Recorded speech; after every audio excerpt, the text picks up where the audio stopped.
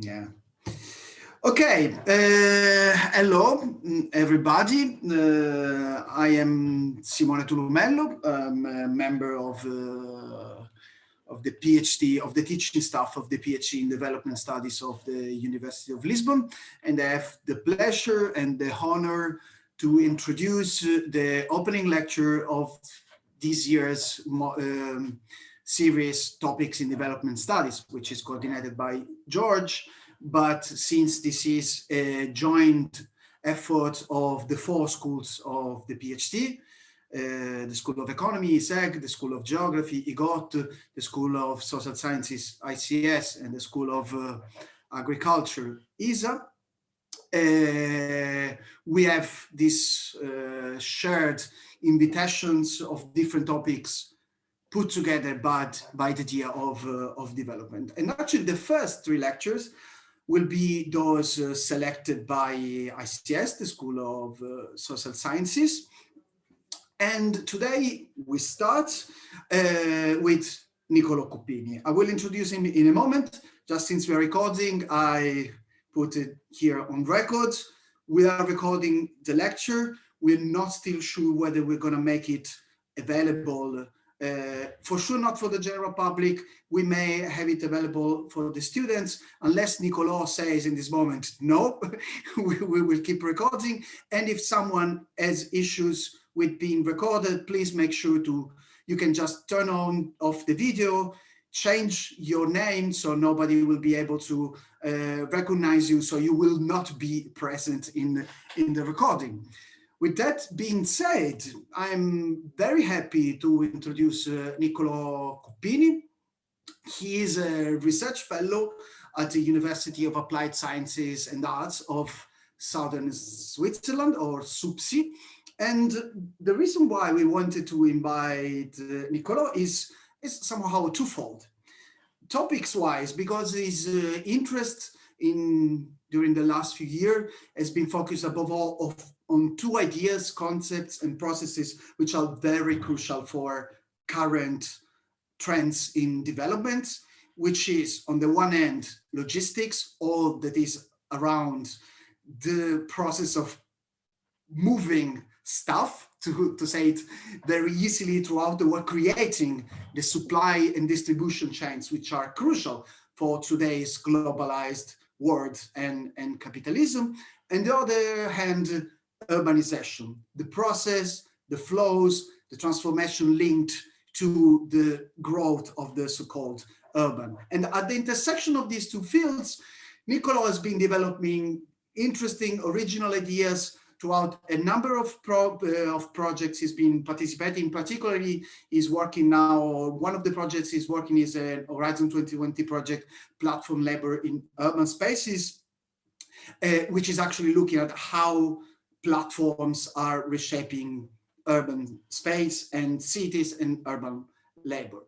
But then the other reason we invited him is that Niccolò has been able to navigate through rigorous academic research and engaged research. Niccolò is also one of the founders of Into the Black Box, which is a collective of not all scholars, but who have been able to actually create an amazing dialogue between activism, struggles, and research topics. Actually, he recently published a beautiful book, which is in Italian, Nel Vortice del Presente, will be in the Vortex of Present, which is a collection of writings and of interviews with many of the most important thinkers on the issues he's been working. Neil Brenner is there, Deborah Cohen is there, Saskia Sassen in there. It's the result of a long work. Unfortunately, that's in Italian, but some of you may be able to read it. I think I'm not sure if it's in free access online. No, this is not, and all the book is in free access. But anyway, if you read Italian, you want to check out that book. So without further ado, Niccolò, the floor is yours. The idea is Niccolò is going to give his presentation, and then we're going to have plenty of time for debate. Okay, so first of all, it's really a pleasure for me to to be here today, and thanks a lot, Simone, and also Jorge for inviting me today. As Simone said, today I will try to at least sketch a sort of image of the role that logistics have in shaping contemporary world, and I'll try to do that by giving you some historical snapshots, and I'll show you some cartographies to try to conceptually visualize what I'm talking about.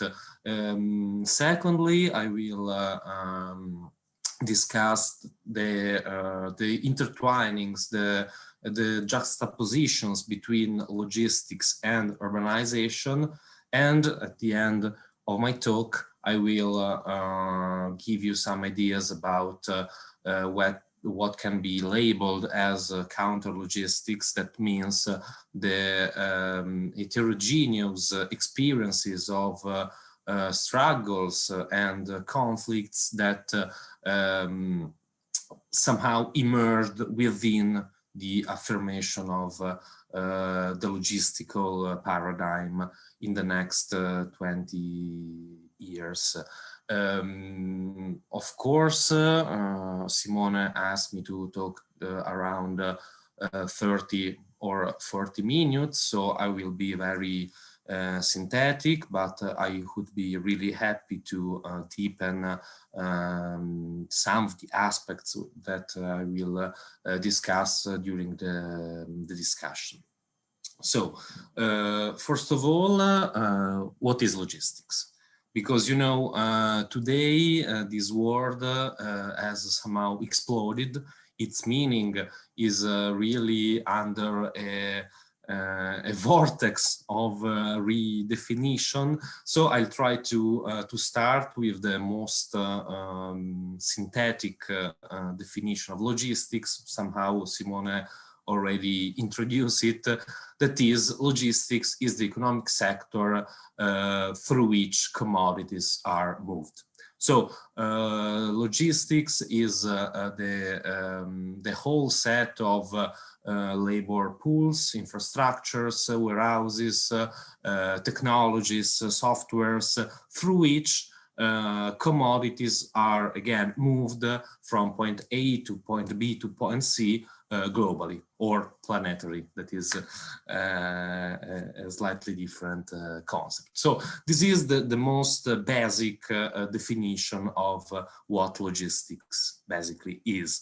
As you can maybe understand, if we stay within this definition, logistics is a field of studies for disciplines like management and engineering. And in fact, it has been studies by these perspectives during the last 50 or 60 years. However, in the last decade, basically, logistics has emerged as a crucial topic also within humanities, or critical humanities, to be more precise.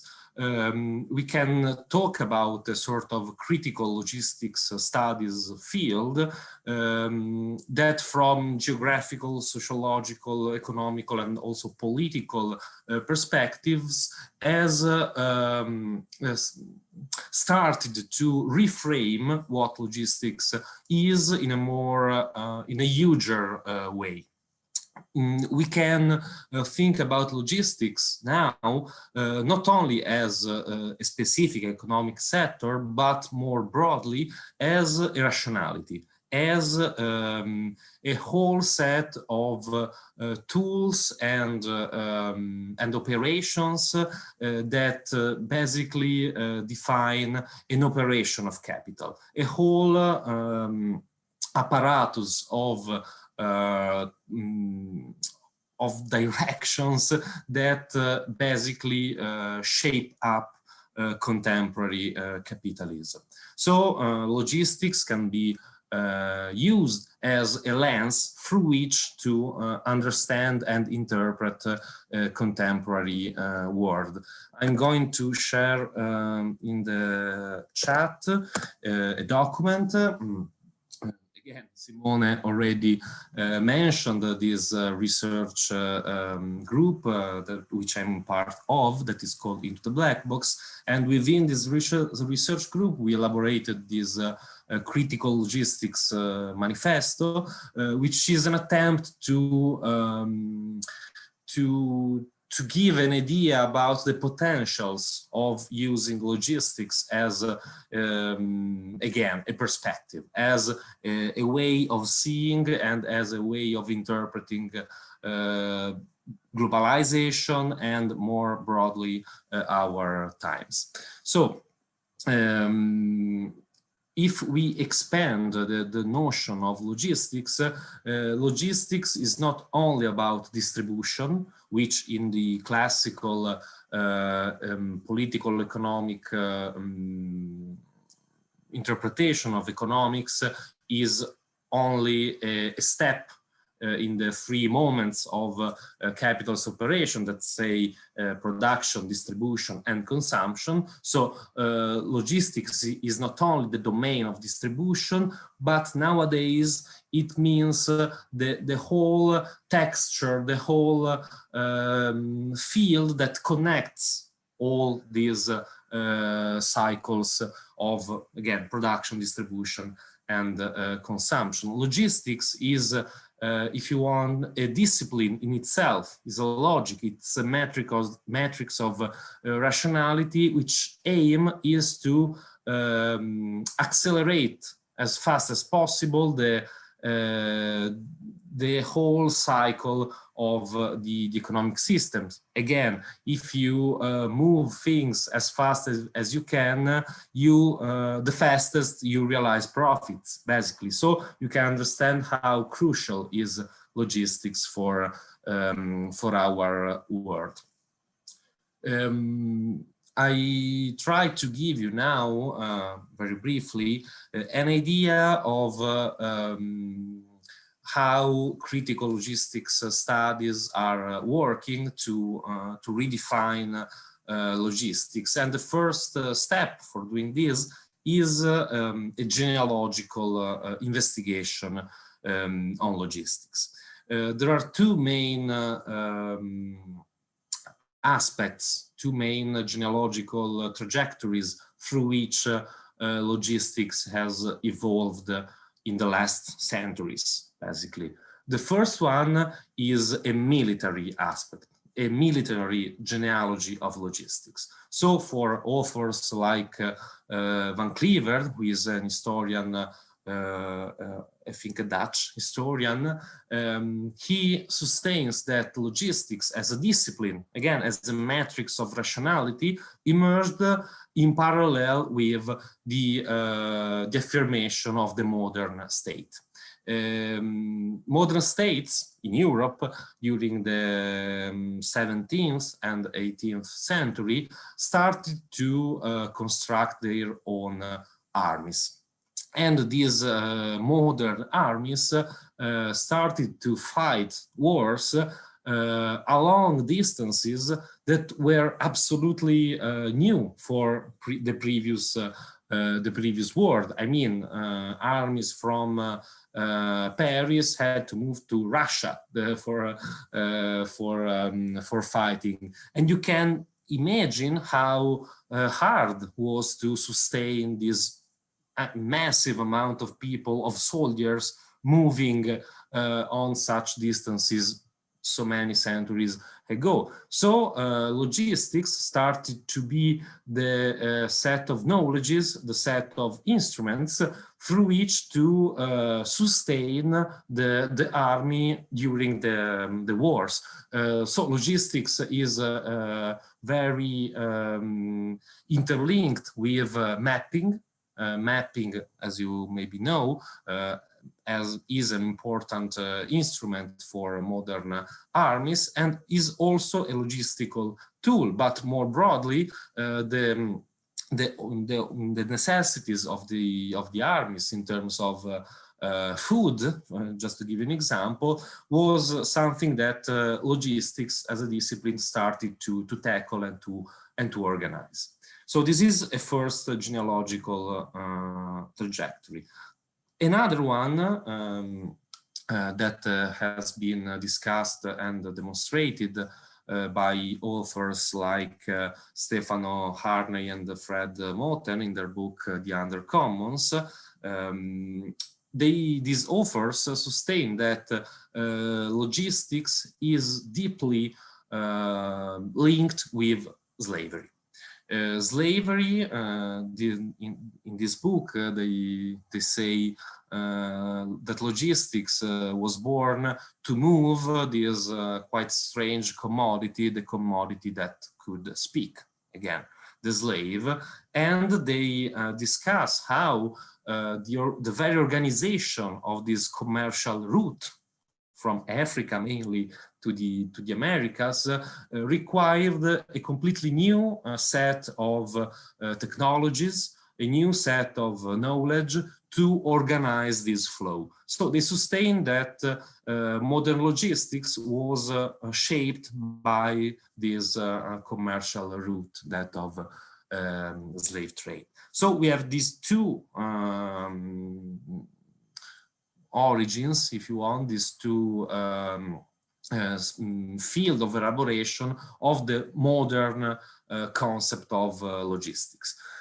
However, and this is a third historical point which I am studying and deepening in the last years, is the link between logistics and urbanization. I will say something more on that later, but now just trying to go on with this historical definition. Logistics has been a really important knowledge for building, for constructing the modern metropolis.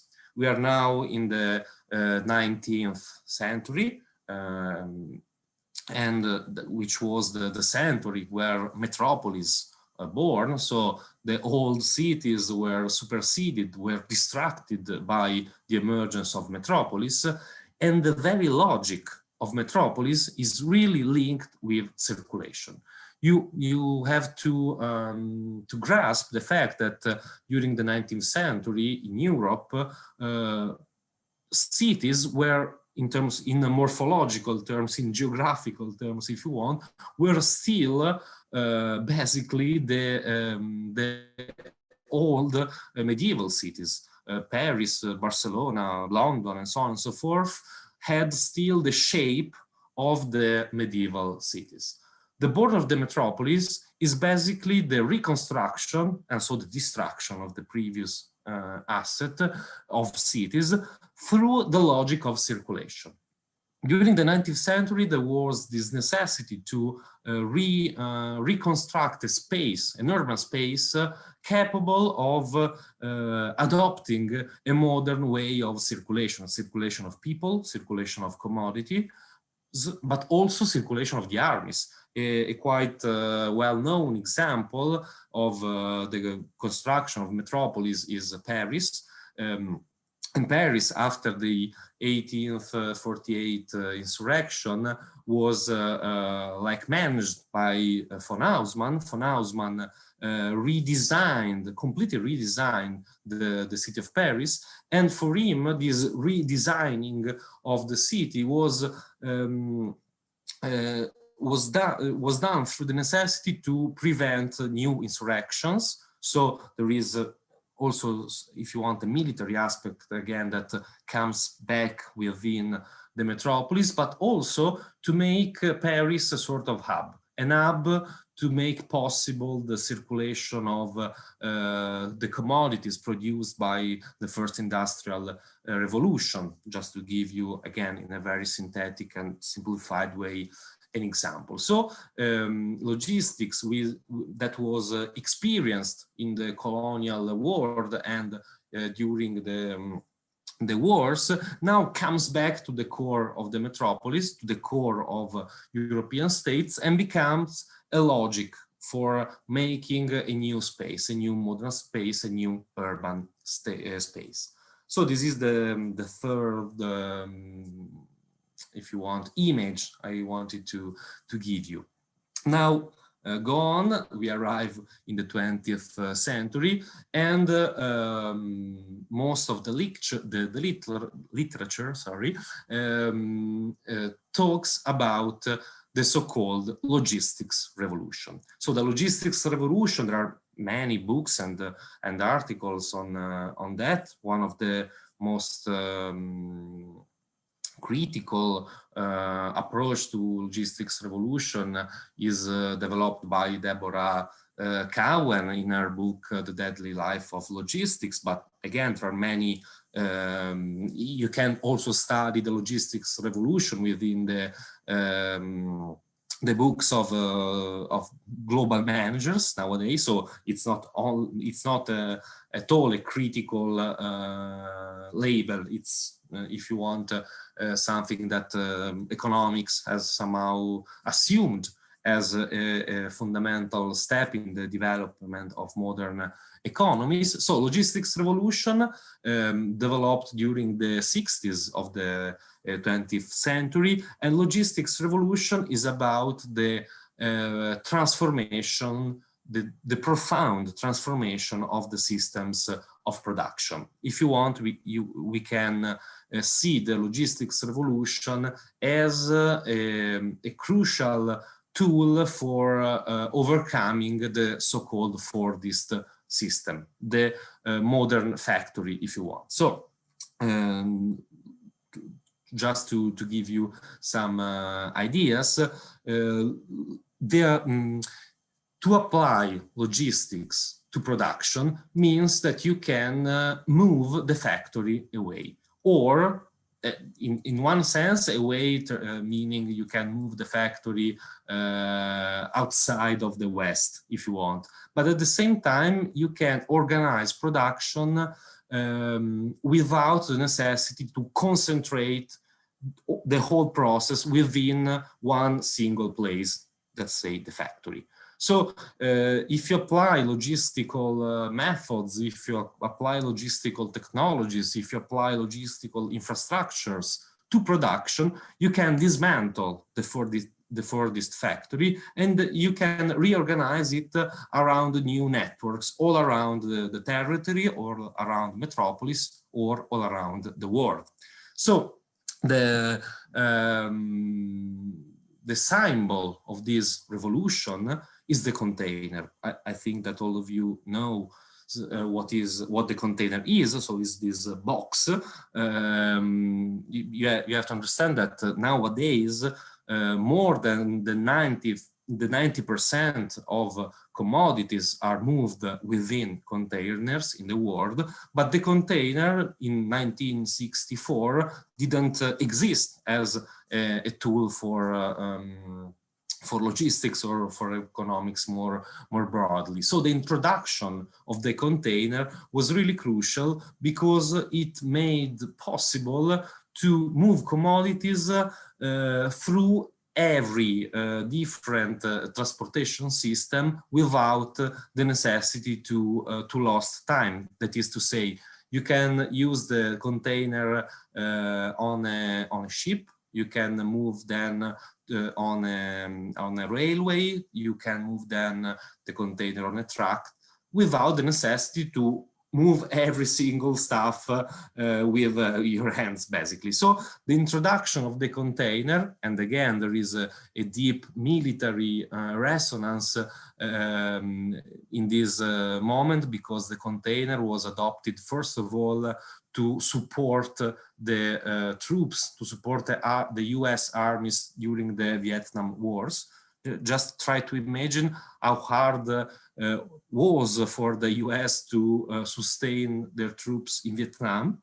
And so the container to fulfill with, again, guns and bombs, but also food and every stuff that an army needs, how hard it was to move all these things for millions of people in another continent. So again, in the military sector, there was the adoption of the container, then this innovation moved to the economics and a completely new paradigm emerged.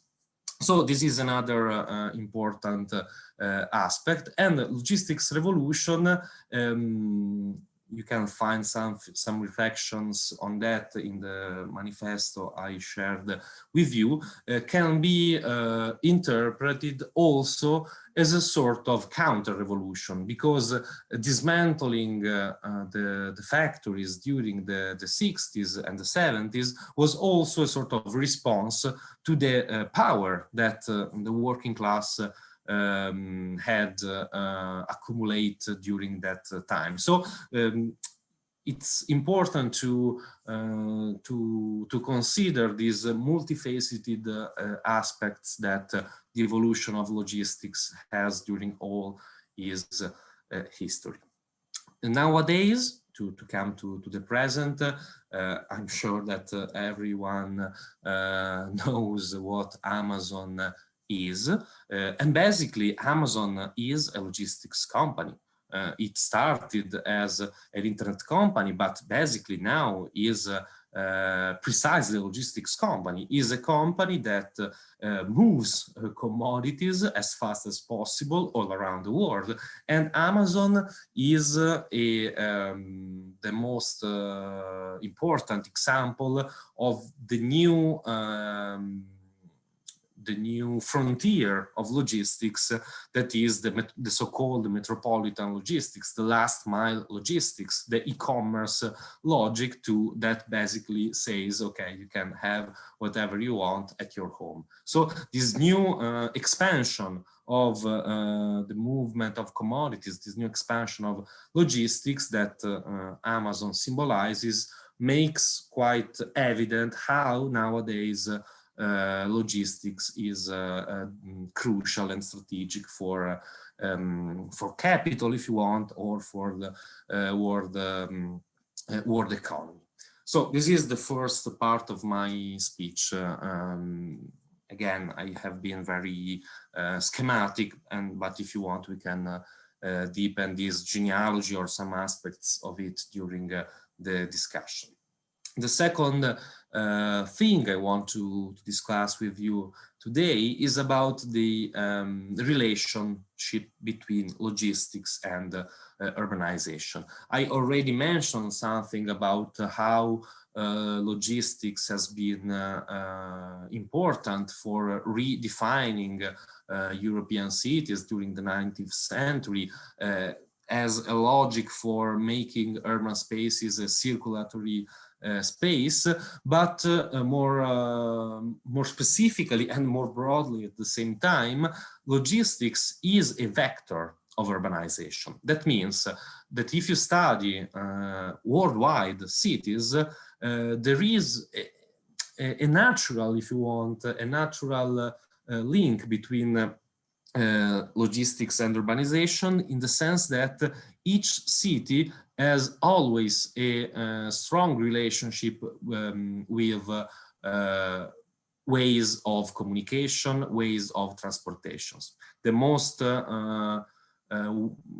iconic example is the United States. Just think about the cities in the United States, and all the cities from the East Coast to the West Coast to the core, the center of the United States, and so on and so forth, were born as a consequence of the necessity to move, to create points of aggregation of mobility.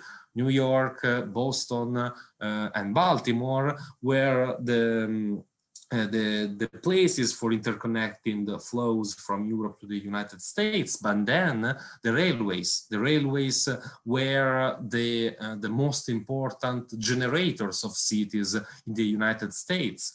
But also, if you think about cities like Chicago in the north or Minneapolis, if you want, all of them were born as a consequence of a circulatory logic, as a consequence of logistics. Again, the railway was like the producer of cities due to the necessity to fix some points of arrival and departure. But it was the railway before then the cities that comes first. So logistics historically and also today is really crucial in pushing and in creating urbanization. And also, coming back to Europe, to the old Europe, logistics is the way through which historical cities' boundaries were basically distracted. Maybe some of you have in mind the traditional idea of European cities as something like a bounded unity, as something that was protected by the walls. As you can imagine, a wall is really a block for circulation. So during the 19th century, there was the necessity to destroy this the city as a bounded unity to transform it in a sort of hub, so in a connector of different flows. But let's come back to nowadays, and I want to share with you some maps to discuss with you what is today logistics in terms of flows and infrastructures. So I don't know if I can, okay, I can share the screen with you. So this is a first example. Maybe someone of you heard about the so-called Belt and Road Initiative. The Belt and Road Initiative is a massive project launched by China, I think almost 10 years ago. Oh, sorry. And as you can see, China is planning to rebuild, reconstruct the old routes connecting China to Europe. So they are planning to construct pipelines, railways, roads, but also harbors and ports and so on and so forth, to redesign the connections from China to Europe and back. So to just try to figure out what does it imply to reflect in this way about the world. But this is a really crucial aspect of contemporary political and economic questions and issues that we are confronted with. Another thing I want to show you is this map. This is the map of the satellites that are currently around the Earth. As you can see, this is a quite nice map. And all these satellites are basically designing a new map. And you surely know how crucial are the satellites for basically making work our smartphone, or even this lecture, because it is through satellites that we can communicate. So this is a form of logistics and also a form of urbanization that have to be taken into consideration. This is another map I want to show you. That is a map that is cartographing the number of flights that are currently in this moment flying around the world. And this is another way of conceptualizing or for visualizing how logistical routes, even if they are not material infrastructures, but in this case the air, are nowadays shaping the globe. Another example, which is, if you want, quite similar, is the shipping that in every second move around the world. And as you can see, these shipping containers basically define something like infrastructures of connection. They are somehow roads through which commodities move globally. Another example of the ways in which it is possible to cartography logistics is that is a map like this that also considers other ways of, you can see from this table what is represented in this map, and this website is part of a project of this author called Parag Khanna, who wrote this this quite famous book called Connectography, and he sustains that we are not anymore in a world that can be defined or described through geography, but we now have to think in terms of connectography, so connection and not geopolitics. So this is another example. Here we have another similar way of visualizing. You can see internet cables, again, a quite crucial infrastructure of our everyday life, but which we cannot see, but they are really powerful examples. Or again, pipelines that transport gas and other raw materials. So this is another very important aspect that we have to keep in mind when we think about how contemporary world operates and live, basically. So these are just some examples that for me are important to keep in mind for making sense of the meaning of analyzing logistics. But they are also important, as I said, for understanding what urbanization is nowadays. I'm going to show you the last two maps that have been designed within the Urban Theory Lab, that is the Neil Brenner's research center, and Brenner's, among with other scholars like Andy Merrifield or Christian Schmid, elaborated the concept of planetary urbanization. They sustain that today it is necessary to find new concepts for framing what the urban is, and that is also necessary to go beyond the historical binaries between the city as a bounded unity and the countryside, to give you an example, and to try to imagine new ways of thinking the urban as a sort of metabolism, as a sort of a process that continuously changes and that necessitates resources to live, basically. So I show you these other maps, and I'm quite sure that you will immediately understand the link with what I previously showed you. So this is the first, if you want, canonical representation of planetary urbanization. So again, I think it's quite easy to get the link between what I previously showed.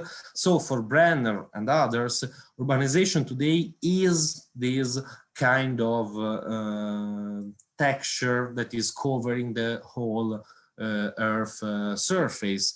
Again, urbanization means, of course, core metropolitan aggregation of people, but at the same time we cannot really understand how these core metropolitan places work and live without understanding the global interconnections that make possible these metropolises to live. This is a second representation of the urbanized planet, of the urban planet, in which satellites, shipping containers, internet cables, and so on and so forth are considered to represent planetary urbanization. So I hope it has been quite clear. This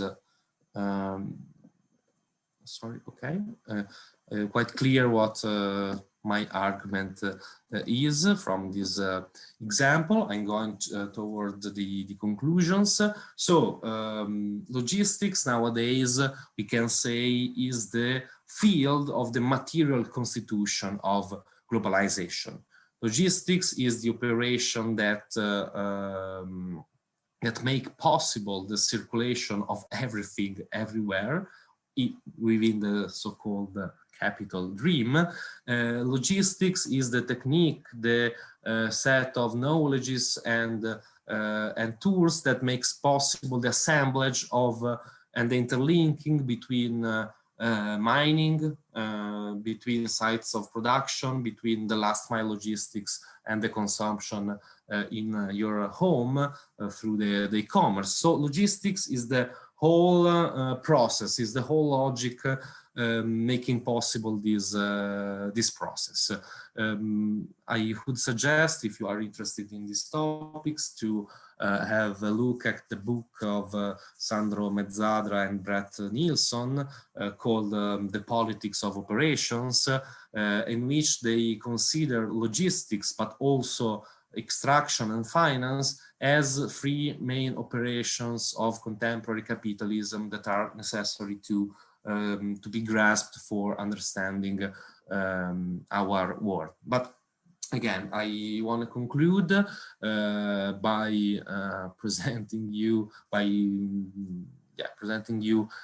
what made logistics interesting for me when I started to study logistics, and among with into the Black Box Research Group and other people, we started to deepen logistics thanks to a cycle of strikes and struggles that occurred in the logistics sector in northern Italy, where I live, but also in many other places all around the world, as a consequence in the aftermath of the global crisis of 2007 and 2008. After that crisis, logistics has been the only or one of the few sectors that didn't get in crisis, but on the contrary, that expanded a lot after the economic crisis. And accordingly,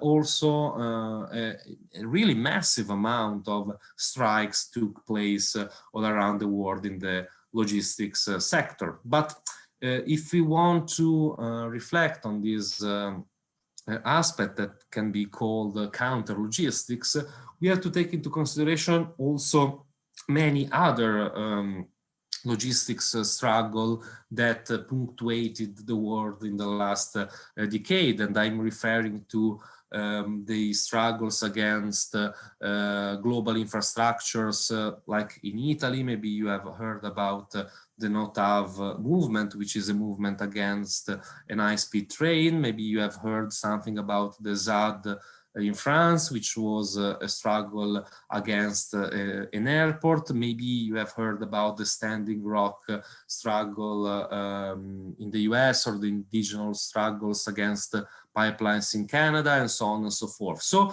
we can see this double phase of logistics that on the one hand wants to continuously accelerate the process of capital's reproduction and of commodities movements all around the world, with all these disruptive aspects that day by day this set of infrastructures, logics, making the making of a new way of organizing labor. I mentioned Amazon, which is quite, again, iconic, but on the other hand, logistics generate frictions, conflicts, and struggles that for me are quite important to understand what is going on within this expansion of logistics. So I think I can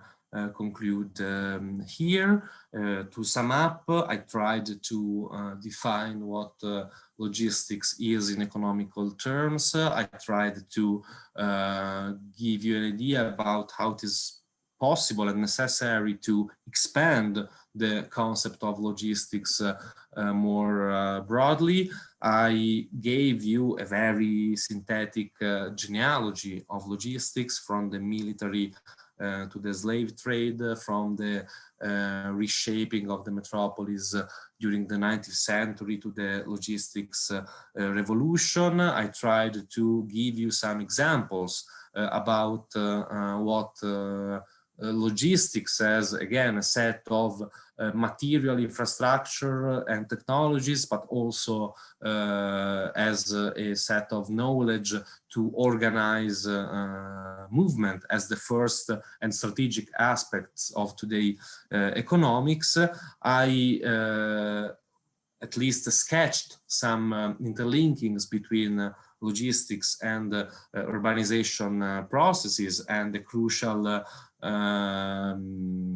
nexus between logistics and planetary urbanization. And I concluded with a very, very brief insight on counter logistics or logistical struggles. So thanks a lot, and again, I'm really happy to come back to some of my arguments, because I have been really fast in my talk. I hope it was not too confusing for you, and yeah, thank you.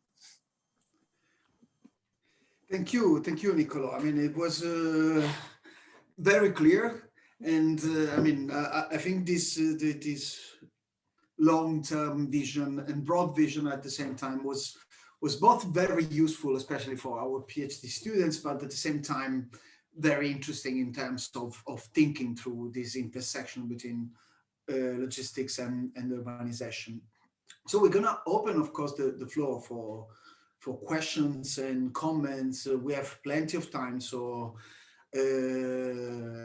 feel free. You can either write it on the chat or raise hands with one of the many instruments for raising hands on with Zoom. But maybe first, I will ask you to do a specific thing concerned with this intersection between logistics and urbanization. I mean, which is also maybe linked to some of the topics that we've discussed, for instance, in my module on urban politics and planning. And I mean, it's a bit of a conceptual question. I mean, of course, you know of David Harvey's conceptualization of urbanization as a second circuit of the capital, which is somehow distinct from the first circuit.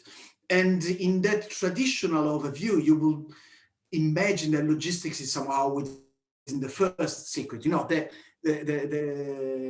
the short definition, the simple definition of logistics would be placed in circuit. But of course, your presentation shows how logistics is as crucial to the second circuit as it is for the first one. So it may be like a sort of, you know, like breaking the hair in four, but still, is it in English a special breaking the hair in four? You know, like being very, but do you think logistics should be conceptualized as a trade union between the two circuits of accumulation, or maybe it's a totally different and another circuit of accumulation that has its own, is it at the purpose of the other circuits, or is it a circuit per se? And well, and I had another question, which is, you presented that map with this idea that geography is not enough to explain the words, which seems to suggest that geography has exploded, which is also one of these ideas of the 80s and 90s. Also, David Harvey, when he talked about postmodernism, thought about this idea of the shrinking of the world of space and time, of the compression of space and time. So do you think the geography is actually exploded by logistics, or is just reshuffled or reconfigured? I'm sure when you think about borders, for instance, that they may play there. Sorry for asking you to further. Yes. Okay, I try to answer. I mean, important questions, but also very broad. So what I can say for the first question is that from my perspective, starting from nowadays, digital platforms within the pandemic, and Amazon as the main example of what a digital platform is, and in its deep logistical aspect, are showing how nowadays the traditional distinction, I said something on that before, between production, circulation, and consumption are not so useful today to really understand what's going on. Just again, to give an example through Amazon, today many producers, many factories, many companies need to be on Amazon to sell their commodities. But it's Amazon, so if you want the distribution moment, that gives the standards for the producers. So if you want to sell your commodity on Amazon, you have to follow the standards of Amazon. So it's not the production moment which is on the forefront, but is the distribution moment that gives the command to production. This is one aspect. The other aspect, more related to David Harvey's elaboration, is that can be discussed if we look at China. China, after the 2007 and 2008 financial crisis, has invested a lot in urbanization. There are some studies that are demonstrating that from 2010 to 2015, China had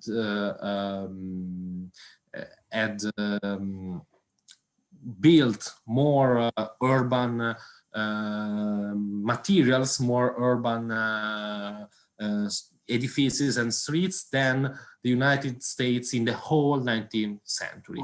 So this huge amount of capital and material and work and labor stuff has been the real thing that saved capitalism for that crisis. And to organize this impressive operation of urbanization, logistics has been crucial. The logistics of people, of workers, the logistics of raw materials, the logistics of infrastructures connecting these new urban spaces. So again, I think that today the boundaries between the first cycle and the second cycle are blurring, at least. So we need, from my perspective, to try to figure out new ways to describe economical operation, but also political operations,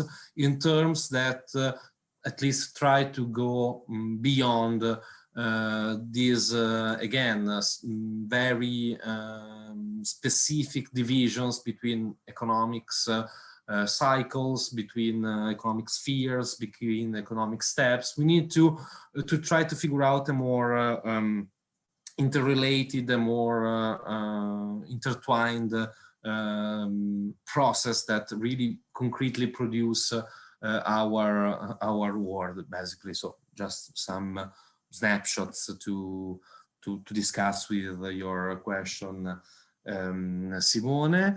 About the second question, the figure of space-time compression proposed by Harvey, I think it's a quite important way to understand globalization, but at the same time, Harvey elaborates this idea on a very if you want, traditional Marxist interpretation. But I think that coming back to Marx and trying to discuss with Harvey in the Grundrisse, Marx also says that it's time that, if you want, destroys space. So in this sense, we should not think in terms of space-time compression, but in terms of how time destroys space. I try to be less abstract and more concrete. Logistics, of course, it's a profound reorganization of space, but the logic or the need is that of compressing as less as possible the time through which we operate. So again, another more concrete example. Let's think about Google Maps. In some way, Google Maps could be interpreted as the most powerful realization of geography, if you want. So this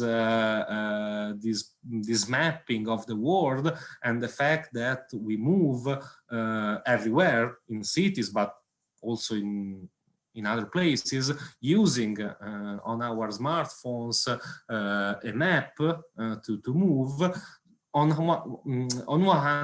one hand could be interpreted again as the triumph of geography. But at the same time, many geographers, many critical geographers are saying, wait a moment, there is something more complicated in that. And the point is that in Google Maps, you do not reflect in terms of space, you reflect in terms of time.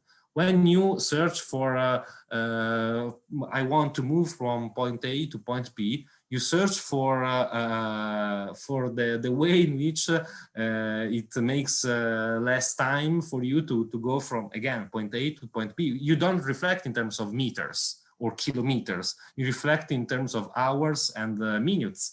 So again, is just an example to do a collective reflection, but connecting and moving and the amount of time that we need for doing this today, maybe it's more important than the meters that you need for, the kilometers that you need for, the precise route you need to walk through.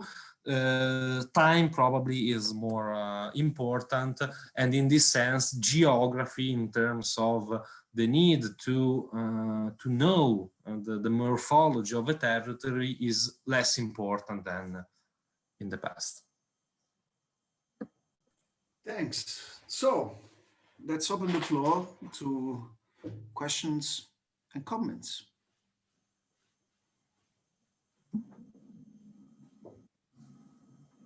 I already did the first, so. Can I just I'm hearing someone, but it's not very. Can you hear me? Cosmos is my name. Cosmos, hi, yes, sorry. Yeah, the audio is not very good. Okay, let's try, please. Okay. I just wondered if the Nicolo could talk a little No, bit. sorry, Cosmos, we're hearing very bad. I see Nicolo shaking heads. Okay, I'll call back. Let me try and get my headset there. Maybe someone else can. Okay. Anyone else in the meanwhile while we wait for Cosmos? Yes, Nicola, I was just trying to, I wanted to, I basically, if you look at logistics flow, it's more of what informs us now, we say the World Trade Organization. So movement of goods across borders and across countries, which inform the WTO. I'm just trying to find out from your studies, what are some of the struggles in terms of movement, logistics movement, and what you think that WTO should be looking at in sort of solving across countries? Does your studies goes around the borders of, movement of goods across borders and the struggles or the pain areas in terms of logistics? Okay, if I got the question, I have some things to say on that before going more in depth in the answer. The first one, I didn't mention one important aspect, that is that logistics is also about moving people, is also about how people move. Exactly. In many different senses. First of all, again, Sandro Mezzadra and others demonstrated how the European Union in the last 5 years has increasingly adopted a logistical language to define the policies for managing migrations. So the migration management increasingly adopted a view on migration that is really that of logistical management of commodities. So the very idea of channels of migration, of hubs of migration, of the conception of a migration just in time and to the point to sustain the labor market in a perfect way around Europe is a very logistical idea. But on the other hand, there is the logistics of migration. That means that migrants, when they move, they need logistical tools, they need logistical conceptions, they need logistical support, logistical maps to move. So there is, in the other sense, a logistics of migration. That means the ways through which migrants cross the borders, cross countries, and so on and so forth. So this is one aspect that it is important to be taken into consideration. And of course, it is not possible to manage in a very planned way people. So as I tried to sketch in my discussion on logistical struggles, logistics has always this double phase: the need, the dream on one hand to on capitals, if you want, dream to live in a world that is smooth and where flows can flow without any interruption. On the other hand, the continuous and the continuous turbulences that disrupts these flows of commodities and capitals and so on and so forth. Another aspect is that, and this is very, very important, I studied in if you want, sociological terms, but there are many studies on this. I suggest, if you want to deepen this aspect, the work of Jake Wilson. There are, again, many studies which demonstrates how the logistics sector in economic terms is one of the most rationalized economic sector in the world. The fact that a migrant workforce is strongly the majority of workers in the logistics sector worldwide is a quite important element of this discourse. The mobility of people, the mobility of commodity, and the mobility of the world are all entwined in this whole circulatory logic, and this is another thing that I want to add to the discussion. So I didn't get if I get correctly your answer also in terms of the logistics of struggles. If you want, also frame what happened in the last next year, sorry, in the US. The Black Lives Matter movement in logistical terms, and there are many interesting examples about the again the link between these struggles in terms of their genealogy, so with slavery, with racialization, and so on and so forth, with the link with the urban space in which these people live, and the logistics of these spaces, the possibility to go out of this space, the possibility to move, and so on and so forth. So again, in this sense, I think that logistics can be also a way of thinking, a way of analyzing, a way of interpreting, a way of framing also the subjective movements of contemporary and historical subjects. So I don't know if I answered, but just some other elements for fine. I mean, I understand that. Yeah, I understand that in terms of logistics of movements of people. I get that. But I was just trying to find out, do you cover studies on the World Trade Organization? Of course, logistics also is in terms of informed trade among other countries. Okay, West and South trade, movement of goods. Okay, and I was just trying to find out, even though there's a UN body, World Trade Organization, they still seem to have some pain issues in terms of movement of goods from one country to another country. Okay, cross-border issues, regulations. Do you study things? I mean, is your study in line of, analyzing the World Trade Organization and its impact in terms of regulation, which binds other countries? Yeah, so this is not my specific perspective on logistics, so I cannot say more on a lot on that.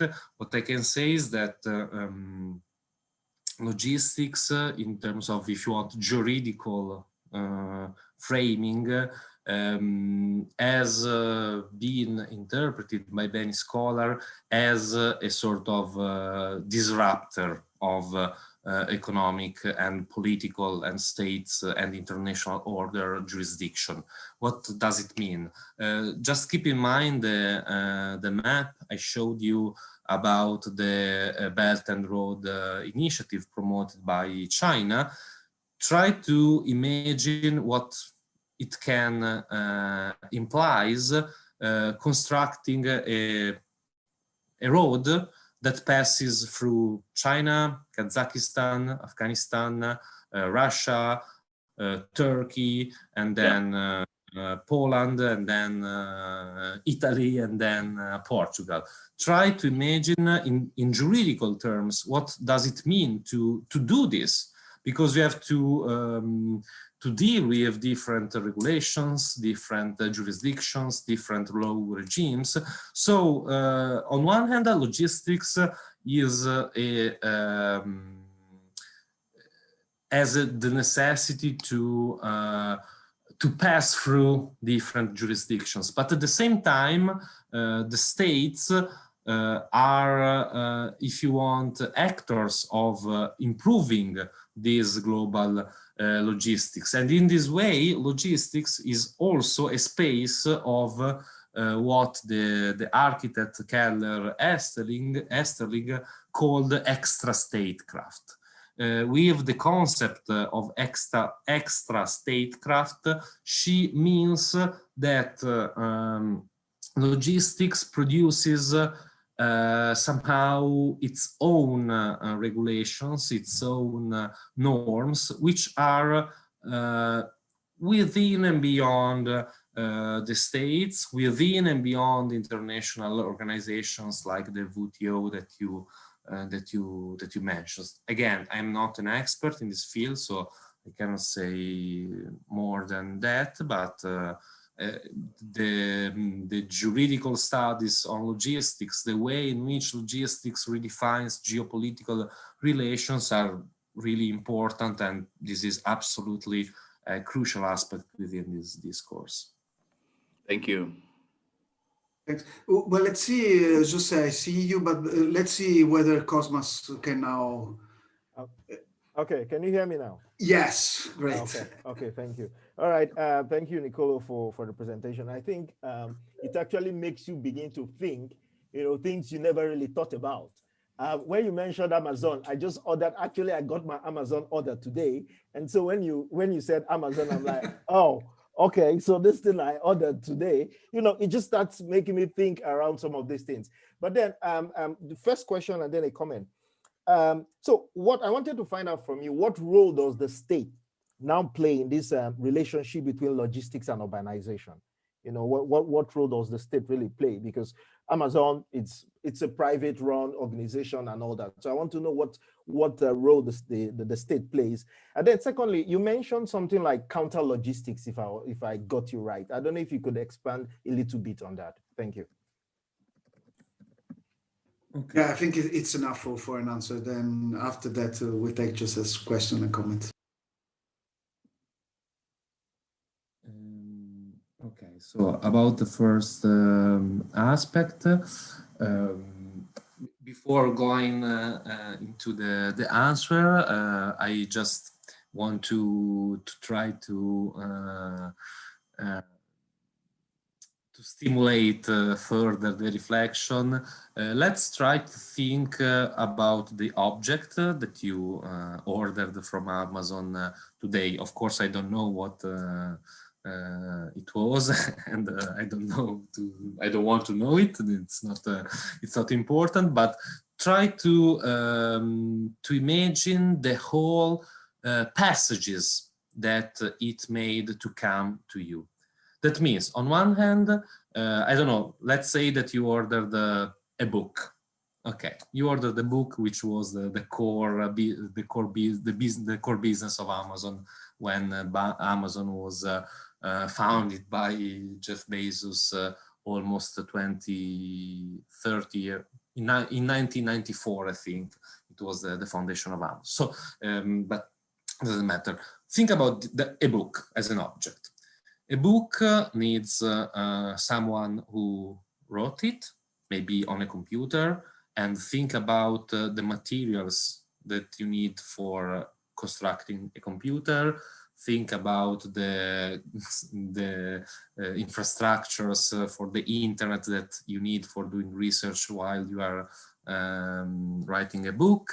Then think about the materials, the concrete materials, the paper of the book. Think about the need to go on a forest to try the trees, to find the trees. Then you have to rework the trees and to produce the paper. Then you have to assemble the paper to print it. You need the ink for printing the book.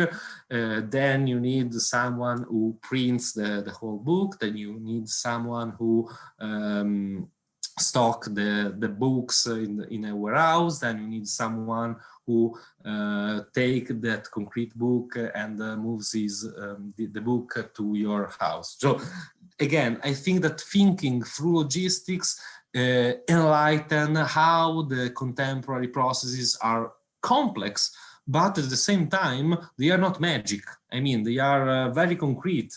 They are complex, of course, they are huge, but thinking through logistics as a lens, I think helps in remapping how the world works, remap how many people are involved in producing a single object, and how complex is the operation that nowadays is very simple. I just order on my laptop something on Amazon, and the day after it arrives, but there is a really huge amount of operations necessary to do that. So just to share some issues about the state answer, which is of course crucial.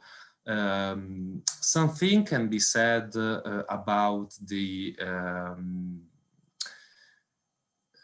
to put it simply, logistics, as you, I hope, understood, is also about infrastructures, because you need infrastructures to move things. If we think historically in terms of infrastructures, the railways in the 19th century, the cables for the telegraph in the 19th century, let's think about the road and the highways in the 20th century. Let's think about internet cables in the last decades. So if we analyze how all these different infrastructures have been built historically, we need many different models.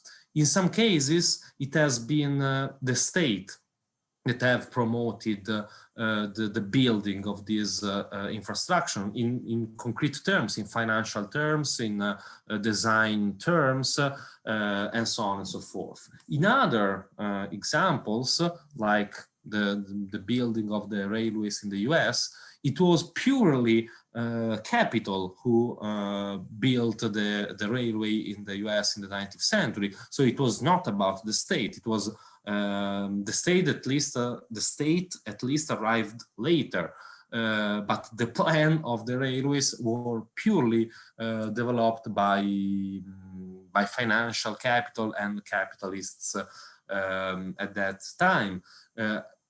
Again, if we think about the internet cables today, we see different experiments in some parts of the world. Is more the state that is investing in the concrete investments in constructing these infrastructures. In other cases are the so-called GAFAM, that is Google, Facebook, Amazon, and so on and so forth, that construct this infrastructure. So there is not a simple answer, and there are definitely different historical trajectories and different moments in which state and capital interact in producing the infrastructures for circulation, so in managing logistical operation. But of course, that said, the role of the state is crucial. Is crucial in different ways. In some ways, the state is important for making logistics possible, because state operations somehow accept that logistical operation produce their own spaces, their own legislations, their own infrastructures. Again, let's think about Amazon. Amazon today is building, is producing its urban intelligence, it's producing its infrastructures and interconnections. So it's the private, totally the private, that invests in doing warehouses, roads, small points of interlocking, and so on and so forth. And usually the state is saying to Amazon, okay, you can do it. I'm not going to make you pay taxes because you are producing a job, and so on and so forth.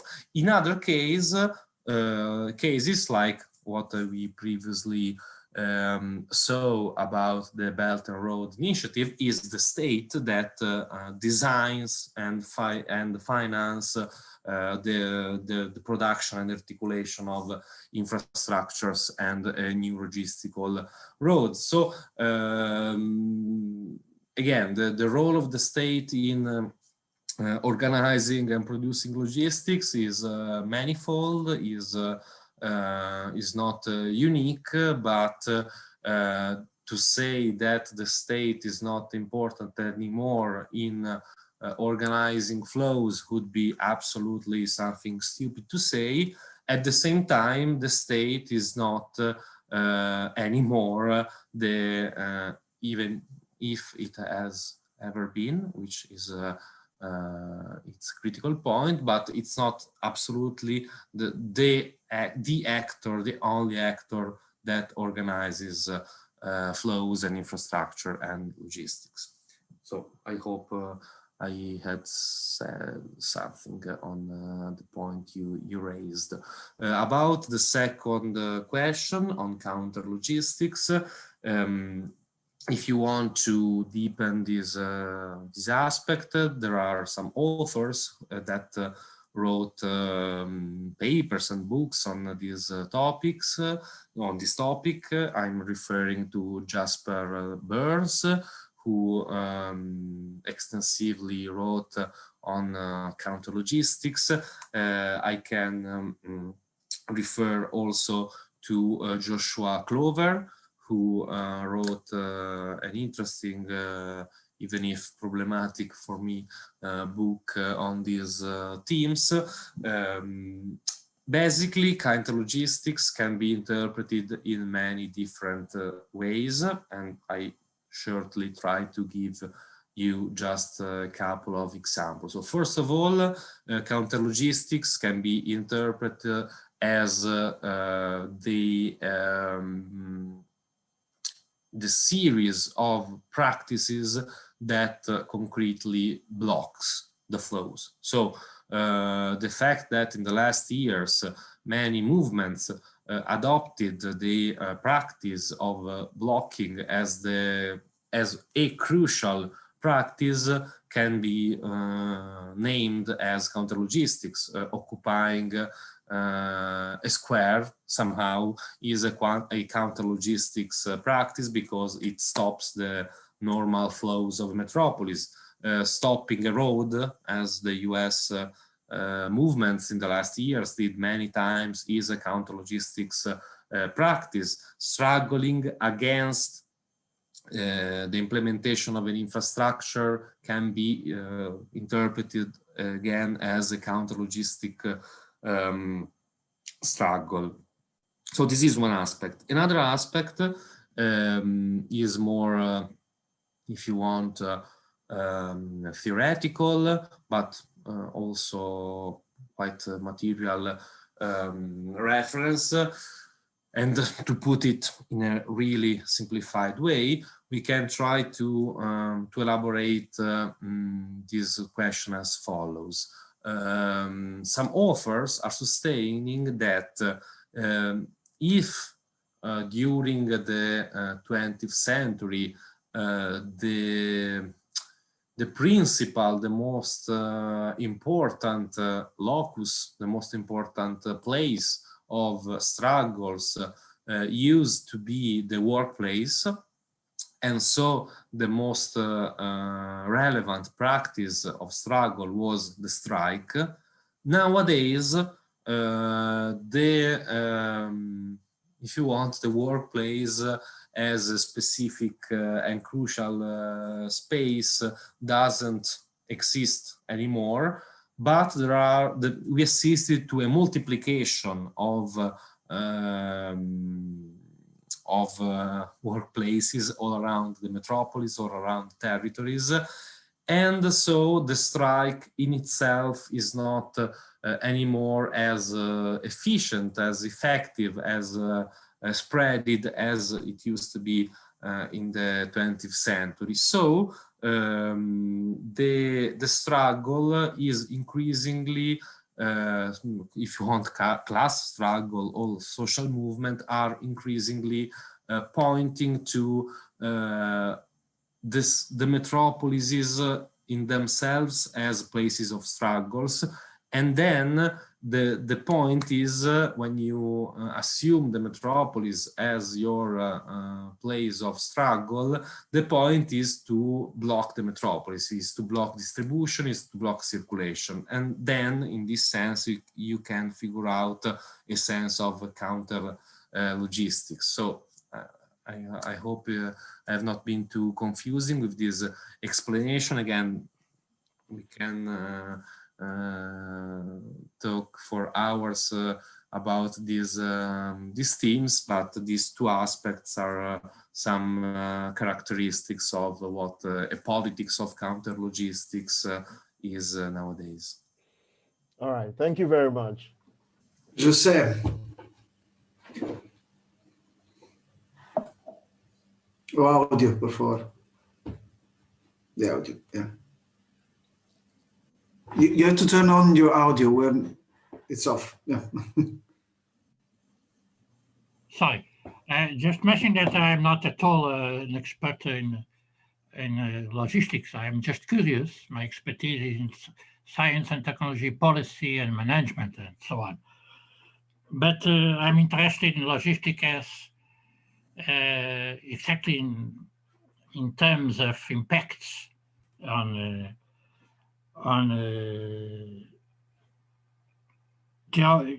geopolitical dimension and on the technological base that you consider. You mentioned automation, hyperconnectivity, e-commerce, gig economy, and so on. But I gave a quick look on your manifesto, and even in your presentation, you mentioned logistics as an ideology, as a class struggle, as technology. Very interestingly, you address the several dimensions that you consider to be related historically and actually with logistics. My point is that more and more, or it's my question, I'm not an expert, that more and more the technological factor is determining many things. Of course, as you rightly mentioned, in my view, the states have a key role in regulating and allowing the circulation and providing the general scope and giving the necessary freedom for flows. Of course, the state is always in the very center of the green light or yellow light or red light for circulation of goods. But I understand that in 19th century and across to the 20th century, the ideology, the political view of the governments and of capitalists were absolutely crucial in advancements of logistics. But more and more, and they have still a role, of course, government always have the capacity to put a red light on the circulation and imposing certain regulations and certain taxes and so on. But more and more, and this is my point, the driver is technology, okay? Of course, we now discuss in the world scene, this is highly related with, of course, globalization. But the pressure for the very rapid flows of goods is essentially determined by technology. That's my point. Of course, this gives room for all the other aspects you rightly mentioned: political decision, role of governments, but the key driver is technology, automation, Even the notion of infrastructures, as you rightly mentioned, in my view, the notion of infrastructure, satellites, telecommunications, more and more are not so physical. In a sense, they are physical, but at a large extent, they are knowledge, they are platforms, they are data. And this is an aspect that perhaps you'd like to comment on. Thank you. Yeah, I mean, I basically totally agree with you. We can talk about digital infrastructures as some essential infrastructures of contemporary lives. And of course, during this pandemic, this aspect has emerged in a quite evident way. My point on technology is that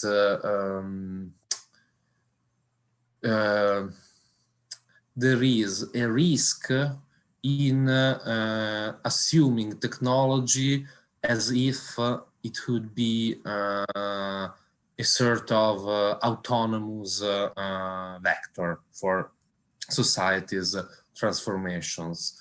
So probably we need to agree upon a definition of what technology basically is. And for my perspective, a technology is represents the condensation of social practices, of power relationships, is the technical symbol of a social relation again. So if we look at technology in this way, technology is the more simple way to discuss about society writ large. In the research project that Simone mentioned at the beginning, where I'm working, mostly working on in the last years, that is this project, this European project on digital platforms called Plus, Platform Labor in Urban Spaces. We are discussing a lot on this topic because on one hand, digital platforms seems to be this disruptive innovation that is completely reshaping everything, and there is a risk in assuming digital platforms as technological innovation, as per se, as themselves transforming societies. What are we discussing is, okay, we need to assume this innovation as a crucial aspect, so digitalization processes, platform capitalism, and so on and so forth. But at the same time, we need to understand that this innovation is possible only because there are social relationships that make it possible. Or to be more precise, there is not something like an autonomy of technique. There is something like a technical construction of social processes, just to use a sort of slogan for this. I want to add another aspect of the research we are conducting within this project.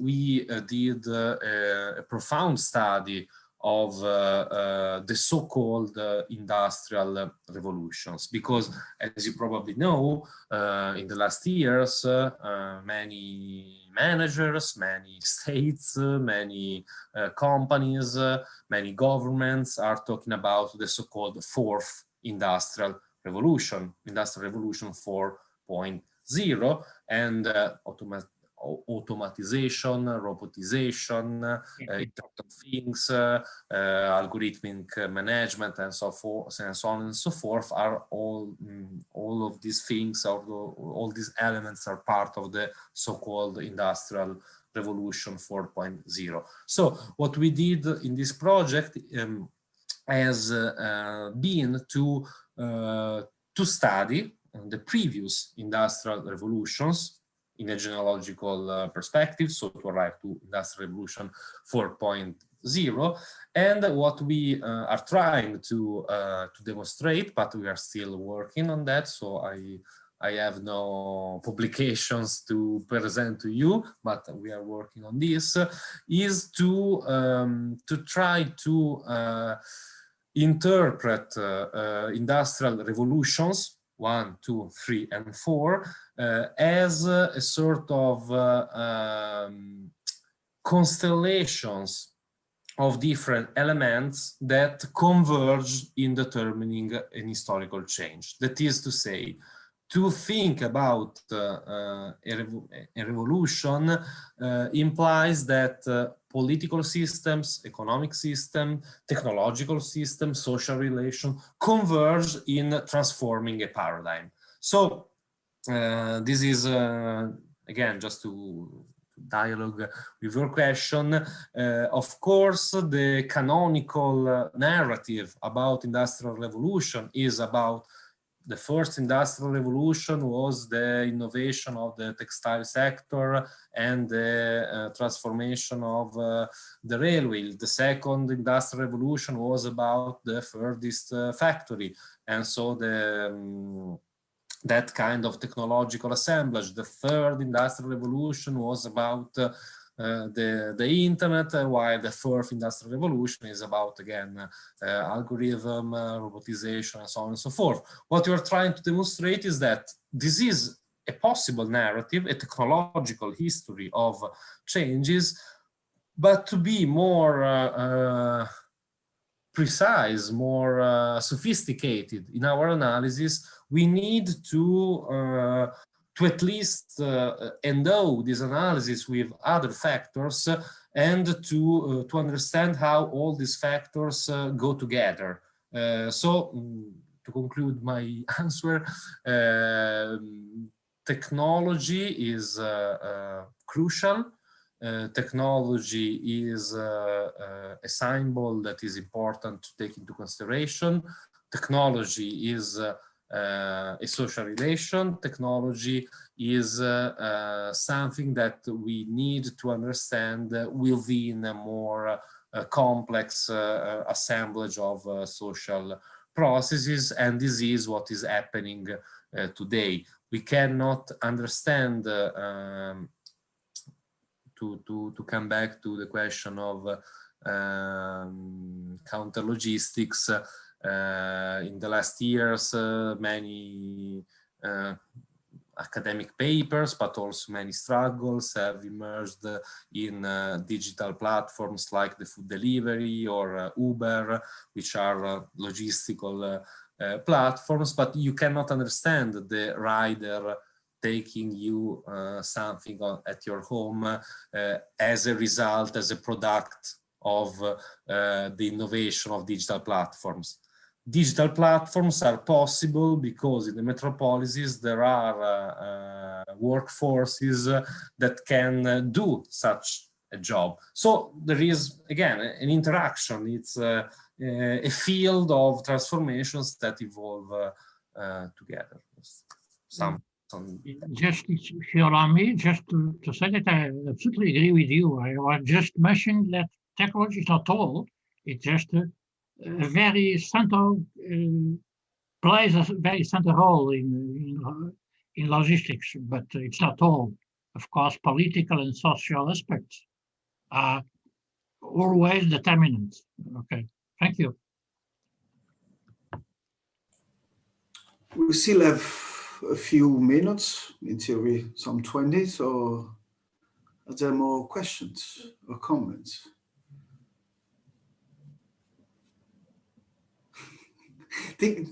Antonio, I saw your face willing to. No. No, well, thinking of technology, well, first you made me think about this beautiful podcast. I probably already mentioned it to you, Nicola, but maybe it's interesting for the others. This podcast by Alex Madrigal, it's called Containers. And it's like 8 or 9 episodes on the history of container. Not so much critical in the sense of the critical perspective, but still it opens up to a lot of issues related to how container change. Is mostly based on the impacts on Southern California's harbors and local politics as related to the industrialization of the robotization of work in ports. There was just an idea that this suggested to me, what you discussed. Anyone else? Just a thought of that.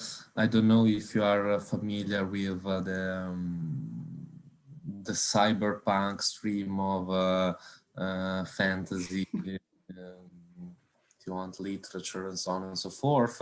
And there is an article, I can search for it for you, which jokes on one of the most famous book, okay, on that stream of literature. And this article is called "Do Containers Dream of Electric People?"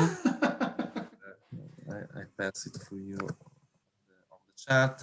Brian Holmes, the author of this article, joke with this image of containers as, if you want, subjects of contemporary world, and the kind of reads that people that just, it's a stupid thing, but I shared it on the chat. No, actually, I don't think it's stupid thing, but I mean, like, well, this is stupid, but just it's a joke. Yeah, no, in the sense that actually I'm working on, we're preparing a project for the National Project Funding Company, which is on urban imaginaries and on the idea of using the future as a way to think. Well, not only how imaginaries of the future shape and reshape present urbanization, but also how through the future is it possible to think different alternatives. And in this sense, maybe logistics, yeah, it's a perfect example, because logistics, precisely because of its placement in between very hardwired technological innovation and the complex transformations of, call it globalization, call it global or planetary urbanization or whatever, is really a field that calls for thinking through this, cyberpunk is probably a perfect field for thinking about this. I mean, if you go in the big hub, or whether it is in China or in Eastern California, that's where, like, futures are really visible in many extents. So that's definitely, I mean, and that's probably also interesting for PhD students in terms of opening up to other approaches to methodologies, to other methodological approaches, which can be definitely rigorous. There are beautiful academic articles made through thinking, through fiction and other forms of future imagination to reflect on the present and on the past. And here's the link of the podcast in case someone wants to hear it. About this discourse, I share with you another link in the chat about the future of the urban, and the link with logistics. This is a project called The Line that the Emirates are trying to realize. So it's a futuristic project, but also very concrete, very actual. And if you see this project, is a project of a city built upon a totally logistical rationality, that is we need to build a city in which moving is as fast as possible. So what is the fastest way to do it? Drawing a line, constructing a metro, a subway, and a street, and according to this line, then producing buildings and houses and so on and so forth. So this is one imaginary of the future city that, for me, it's really a logistical city that is under projecting. But actually, if I may, it's fun because it's a futuristic project. I will share the screen here, and I mean you can see it. So this is from the video you just sent, and this is Serdar, you know, which is, I mean, it's incredible. I mean, I'm sure you know Serdar, and Serdar is probably like somehow within your field of thinking. And, you know, for those who don't know him, he was an architect and a philosopher and a theorist, Catalonian, not Spanish, who has theorized this idea of the linear city. He was very obsessed with circulation in the city, and his idea was that the city was old. And actually, you know, if you think that the first sentence in the video you shared is the city couldn't cope with the needs for the future. Actually, it was his idea that the city couldn't cope with the needs of capitalism in the late 19th century. So say, let's give up the city and make the urbe, you know, like the urb, urbs, it would be in Latin, the urban, which is a space of circulation, all designed through like these linear flows of circulation of people, of goods, etc. And it's incredible, even in the aesthetics, it's so much similar. I mean, like this idea, the comeback from the past to the future, not very original in this sense, if you think about it. Okay. If you are interested in this topic, there is a wonderful book by Ross Exo Adams called Logistics and Urbanization that is treating this. But then, Simone, I think we can stop, or we can Thanks for moderating the moderator. But, I mean, in case nobody else has questions, I mean, it was a beautiful hour and 45 minutes, so I think it's more than enough. And it was dense and interesting and rich. So I would say thank you, Niccolò, for a beautiful opening of this series of seminars. I think it was a great start. And so thanks to the audience, thanks to those who made questions, thanks to those who just listened. And with the PhD students and the others, we'll meet in 1 week from now. And but also the other sessions will be open in case other would be interested. So they will be advertised through the channels of the ISEG and of ICS and the other schools. And so thank you once again, everybody, and have a nice weekend. Okay, thank you. Bye-bye. Bye-bye. Thank you. Bye-bye. Thanks.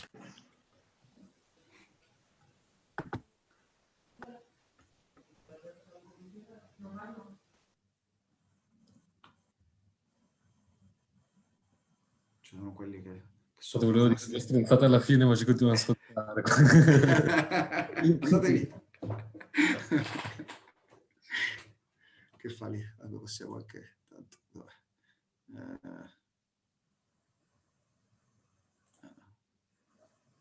Yes, remove, tanto questo si chiude. Vale. Oh, bella. Bravo, grazie, è stato perfetto. Ho avuto un po' di paranoia su, chissà sti qua cosa sanno, se risulta alieno, tutte le robe che